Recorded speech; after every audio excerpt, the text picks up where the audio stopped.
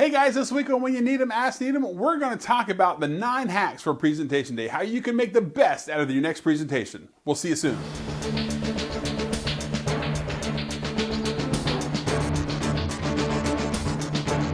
Hey guys, welcome to another week of When You Need 'Em, Ask Neadom. Today we're going to talk about the 9 hacks that you can do for your presentation. I mean, we want to make sure that you have the best possible presentation, so what can you do to make sure that you're ready to go on presentation day? I mean, these can be really scary. If you're not used to presentations, if you've never done one before, this video is for you to really kind of make sure that you've got some stuff to really work through. Now, this is not going to be how to make a presentation. This is not going to be what to include in your presentation. This is going to be from the technology side, the stuff I need to make sure I'm ready for when I walk in. These are things that most people forget about when they are putting a presentation together. So let's jump right in really quick. So first off, we're going to take a look at the 6 pre-planning steps that we need to make sure that we have ready before the presentation. Number 1 in our pre-planning, we want to make sure we have the right cords. If you've got a laptop and you've got an HDMI out, you may have an older laptop and have a VGA port. You want to make sure that your laptop can connect to the presentation device, whether it be a TV or a projector that you have. So the easiest way to do is contact the facilitator and say, hey, do you have a projector that we're using? Do you have an HDMI? Do you support VGA? What do you need? If you don't have the right adapter, go on Amazon and get it. They're readily available. Get it, make sure you've got them before you do the presentation. Okay, so the next pre-planning thing is to take a look as a backup presentation. So let's say, for example, you get there and your laptop died. Something happened. Have a backup on a thumb drive, or have a backup on OneDrive or Google Drive or Dropbox, whatever you got. Have a backup presentation there. I have them like 3. I've got it on we use OneDrive. So I actually have it on OneDrive. I carry a thumb drive with me with my presentation there, and also have my laptop. Because if somebody else has a laptop there, they can save my bacon. I can still give my presentation, and I've got it. Just kind of one Hail Mary pass to say, oh, I've got it. I can still make it happen and make this thing go. So again, second thing, thumb drive with a copy of your presentation. Okay, third thing, I know this really sounds obvious. You may be up all night getting ready for this, but plug your laptop into a battery or to a charging station before you leave or before you go to bed to make sure that your battery is fully charged, okay?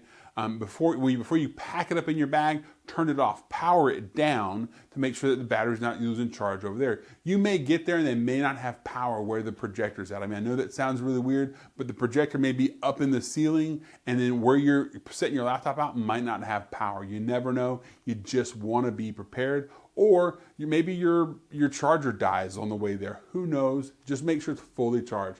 Don't ever go into a presentation without a fully charged battery. So the fourth thing we want to take a look at is if you're using a Windows PC, is most Windows PCs have a presentation setting. And so what this presentation setting is allows you to turn off the screensaver, to turn off your sound, lets everything be ready for your presentation. So when you're up there, the laptop doesn't shut off or your screensaver doesn't come on or anything silly like that. 5, bring plenty of business cards. I mean, this is really kind of a simple thing. People are like, oh, no big deal.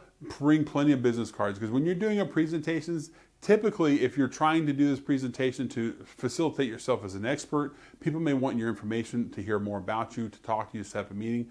Bring your business cards with you and bring plenty of them. The 6th thing you want to make sure is that you have your LinkedIn QR code on your presentation. If you got the LinkedIn app on your phone, there's a little button right here that says QR. If I hit that button right there, it gives me the ability to scan a QR code. How fast can I get a person's contact information if I just scan the QR code? It's instant. You get it right there. Have that on your presentation ready to go, and you can walk people right through it while you're right there on how to get connected to you easily. Okay, so we've got everything ready to go. Today is the presentation day. Now what? So we want to make sure that you show up to the presentation an hour early. Show up ready to go. You may be the first one there, but that's okay. You want to make sure that you get set up without any problems, that you verify that your output, your video monitor works.